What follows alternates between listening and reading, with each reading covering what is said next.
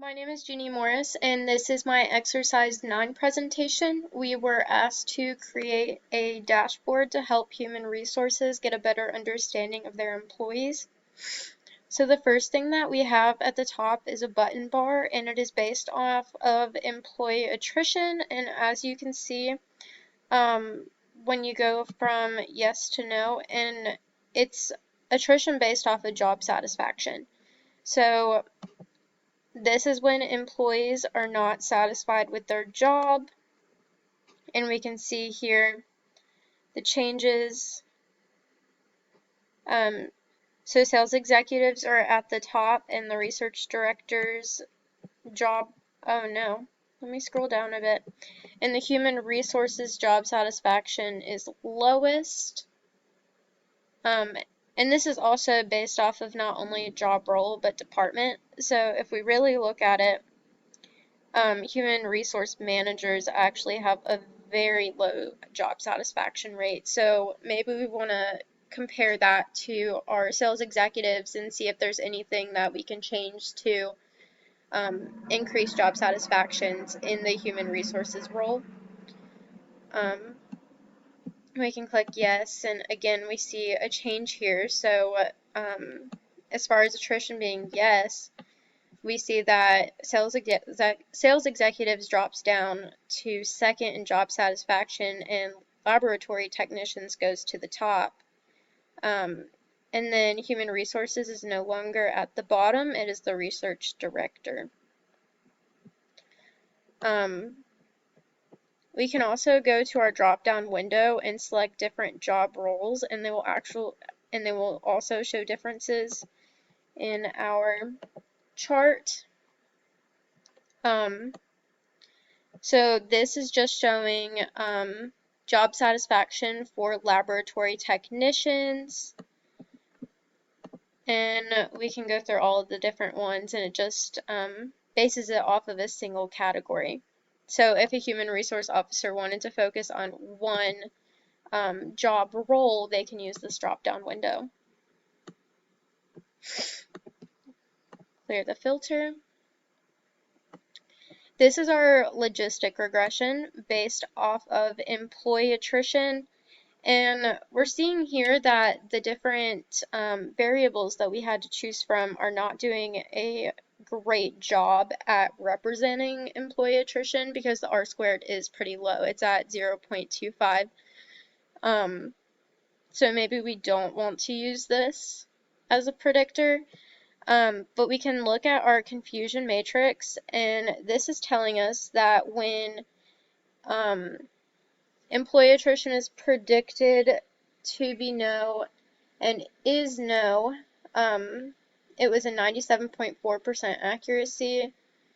But when it was predicted no and observed yes, this was only at 51.48% as an occurrence. It being predicted as yes but observed no, only occurring at 2.6%. And then predicted yes and observed yes, this is only at 48.52%. So this might tell us that within this company, they're expecting attrition to be higher, and that may be an issue.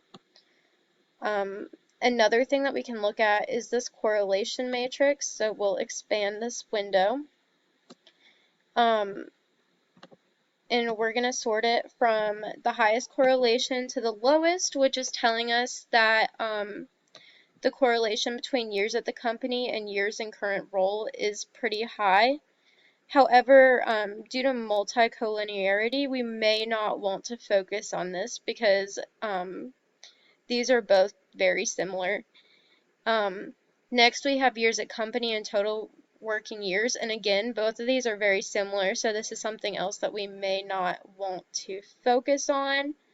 And also age and total working years. So these ones that do have a high correlation, we may not want to focus on as much due to multicollinearity, but we may get some good input from them anyways.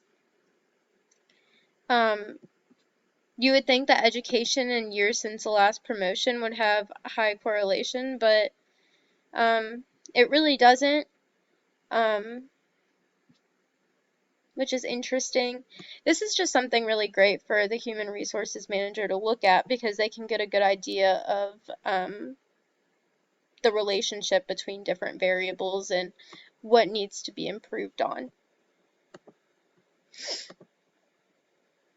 And when we're looking at it, the darker blue boxes are what show higher correlation. So again, the years at company and total working years, years at company and years since last promotion, total working years and years in current role, and so on.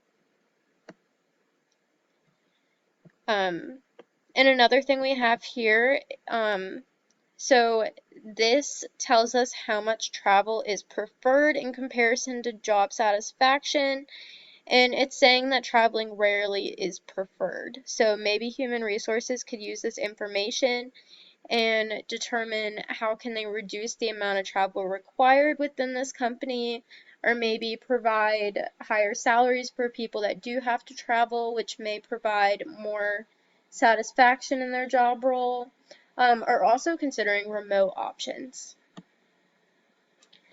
And this concludes my my dashboard. Some things that I can point out to look at.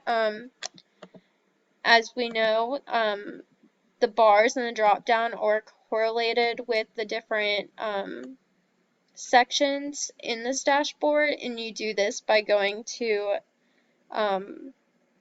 where is it? You do this by going to actions, which I'm not seeing it right here. I believe that's because we are in view mode. Well, here was our interaction filter.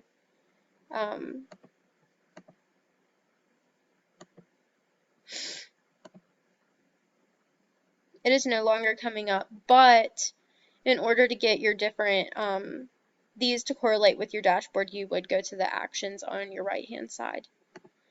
This concludes my exercise 9. If you have any questions involving employee attrition and how it can be used by human resources, feel free to reach out.